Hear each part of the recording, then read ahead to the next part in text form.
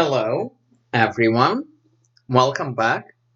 Today, we will look at an important idea in the London, which happened in my second round game. When you do the London setup, I was black pieces here. The most common way to make it happen is something like this. And here white has a choice. He can play bishop d3, he can play knight d2, he can play knight f3. Knight d2 is the most accurate way of playing. And the logic is after knight f3, queen b6 is possible. Because one downside of the bishop moving out so early is this pawn is being attacked. And there are many ways white can deal with this. None of them are amazing.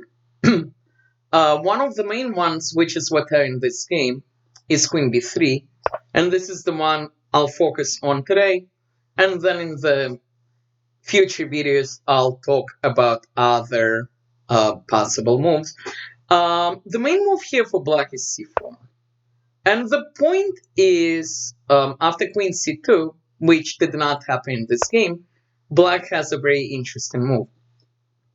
And the move is bishop f5, because if white takes the bishop, black takes the pawn, and the rook is going to fall also. White, of course, does not have to take the bishop. He can drop back, but black is quite happy with this position. This is, by the way, if we go back, is the more accurate move is knight g2. Because now after queen b6, queen b3, c4, white can actually drop back. Because now bishop f5 doesn't work, because now it's a free bishop, because this does not win a rook. The rook just moves. So if we return back, after knight f3, queen b6, queen b3, c4, one of the main things white does is queen takes. Black takes, and black is quite happy. He has an open line, and he has a built-in idea of pawn b5, pawn b4. And my point in this game, smart young man who actually ended up tying for first place in the tournament, with this game being our only draw, played knight a3. And once upon a time, a couple of years ago, I actually knew what to do against this, and I forgot and could not remember what to do during the game. And this is quite useful, this idea, which is why I want to share it with you. This is an annoying move if you don't know what to do, because A, white can try to do this, B, white can try to do this, attacking the pawn, and the pawn cannot move up. But the logic here is black can just ignore everything and play bishop f5. Okay, so what's the point? Well, the point is, let's see what happens after both of those moves. So first, if white starts with bishop c7 attacking the pawn, black has a very interesting move. He can sacrifice the rook. And the logic is after white takes back, black plays this move, and we want to take. We want to play here.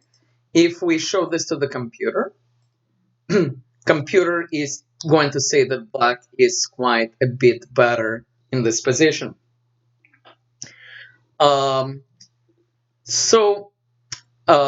This is a useful idea to remember. If white plays knight b5 instead, the point of knight b5 being a fork, we can play rook a5, and we're doing it for several reasons. Obviously, this is not a fork. Obviously, we're attacking the knight. If white defends with a pawn, this pawn becomes weak. We can maybe try to pick it up later with the bishop. Maybe we can castle and pick it up later with the rook.